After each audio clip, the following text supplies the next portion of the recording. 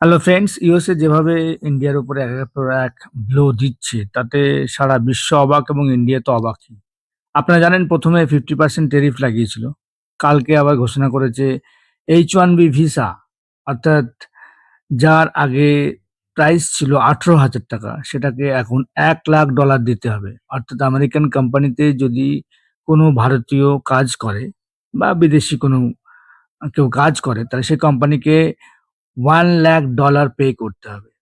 $1,০০,০০০ মানে ইন্ডিয়ান রুপিসে প্রায় 90 লাখ রুপিস। তাহলে আপনারা বলুন, কোনো কোম্পানি ইন্ডিয়ান যারা স্কিল ওয়ার্কার আছে তাদেরকে নেবে? নেবে না। এই যে সমস্যাগুলো তৈরি হচ্ছে, আগামী দিনে আরো সব ব্লো ভারতের জন্য অপেক্ষা করছে। ভারতের সবচেয়ে যেটা বড় আ বিদেশে রপ্তানি হয় শ্রিম্প, চিংড়ি মাছ, সেটা প্রায় 20% ক্ষতিগ্রস্ত হয়েছে। প্রায় 5 বিলিয়ন লস ইন্ডিয়ার হচ্ছে এবং পরবর্তীকালে আরো শোনা যাচ্ছে যে হায়ার অ্যাক্ট আসছে। অর্থাৎ ফরেন যে কোম্পানিগুলো আছে তারা বিদেশ থেকে লোক নিয়ে যদি নিজেদের কাজ করায়, তাহলে তাদের উপরে আরো বেশি করে ট্যাক্স পড়বে। এই ধরনের আইন কিন্তু আগামী দিনে আসছে। এখন আপনারা বলবেন যে Google, Microsoft এরা ইন্ডিয়ায় কোম্পানি খুলবে, এখান থেকে এখানকার ইন্ডিয়ান লোকদের নিয়ে কাজ করাবে।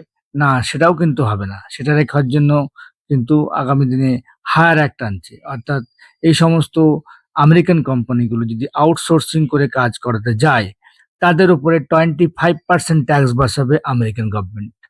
চারিদিক থেকে এটা কিন্তু হচ্ছে।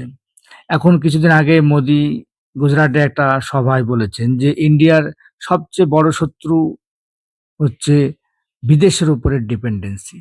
অর্থাৎ ফরেন কান্ট্রির উপরে এই যে আমাদের নির্ভরতা, এটা যদি কমাতে আমরা না পারি, এই ধরনের কিন্তু আক্রমণ ইন্ডিয়ার উপরে চলেই আসবে। অর্থাৎ আমাদেরকে ফরেন কান্ট্রির উপরে আমাদের ডিপেন্ডেন্সিটা কমাতে হবে। এর আরেকটা ইমপ্যাক্ট হচ্ছে আমরা আমাদের ভারতবর্ষে ঠিকমতো ভাবে জব ক্রিয়েট করতে পারিনি। যারা আমাদের এখানকার যারা হায়ার স্কিল যারা আইআইটিতে পড়াশোনা করে, আইএমএম এ পড়াশোনা করে, তারা কিন্তু দেখবেন যেখানে ঠিকমতো জব পায় না, পেলেও সেইভাবে তাদের ভ্যালুয়েশন দেওয়া হয় না। ওইজন্য আমেরিকান কোম্পানি Microsoft থেকে আরম্ভ করে এই সমস্ত কোম্পানি তাদেরকে হায়ার করে কোটি, কোটি টাকা দিয়ে তাদেরকে নিয়ে যায়। আপনারা দেখবেন যে বিভিন্ন কোম্পানিগুলো আছে Google থেকে আরম্ভ করে তাদের সিইও টপ লেভেলের যারা কোম্পানি চালায় সমস্ত ইন্ডিয়ান, সুন্দর পিচাই, সত্য নাদেল্লা, যাদেরই নাম শুনবেন তারাই কিন্তু ইন্ডিয়ান।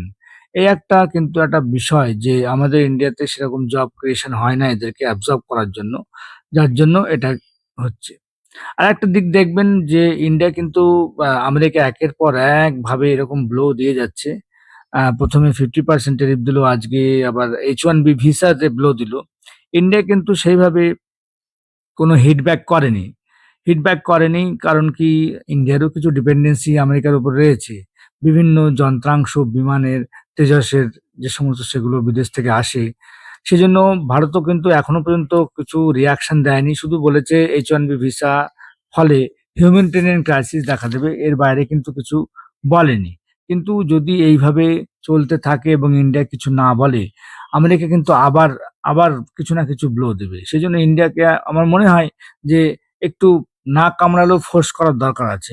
মানে বলতেই পারে যে if USA continues such kind of heinous bill or act, তাহলে কিন্তু we will take sharp step. We will end up the strategic partnership with US. এগুলো কিন্তু না বললে আগামী দিনে কিন্তু প্রবলেম হবে।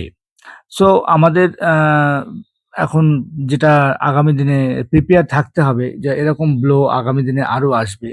আমরা কিভাবে যে সমস্ত হায়ার স্কিল আর আমাদের যে ম্যান ফোর্স গুলো আছে, যে হিউম্যান আছে, তাদেরকে কিভাবে আমাদের এখানে আমাদের কোম্পানিগুলোকে অ্যাবজর্ব করতে পারি সে বিষয়ে আমাদের দেখতে হবে। এবং নরেন্দ্র মোদী যেটা বলেছেন যে আমাদের সবচেয়ে বড় শত্রু আমাদের ফরেন পলিসি, আমাদের বিদেশের উপরে নির্ভরতা, সেটা কমাতে হবে। দেখা যাক এখন কি হয়, কোন দিকে আমাদের ইউএসএ এবং ইন্ডিয়ান রিলেশনশিপটা কোন দিকে যায়। সেইভাবে আমাদের অ্যাক্ট করতে হবে। তবে ইন্ডিয়াকে কিছুটা এগ্রেসিভলি এর বিরুদ্ধে অ্যাকশন নিতে হবে। নাহলে কিন্তু আগামী দিনে আমেরিকা যেভাবে এগোচ্ছে তাতে ইন্ডিয়ার কিন্তু সমূহ বিপদ হবে এবং এটা কিন্তু সাময়িক। পরবর্তীকালে ইন্ডিয়া যে স্ট্র্যাটেজি নিয়েছে, যে আত্মনির্ভরতার স্ট্র্যাটেজি নিয়েছে, টাইম লাগবে, সময় লাগবে, একটু কষ্ট করতে হবে আমাদের।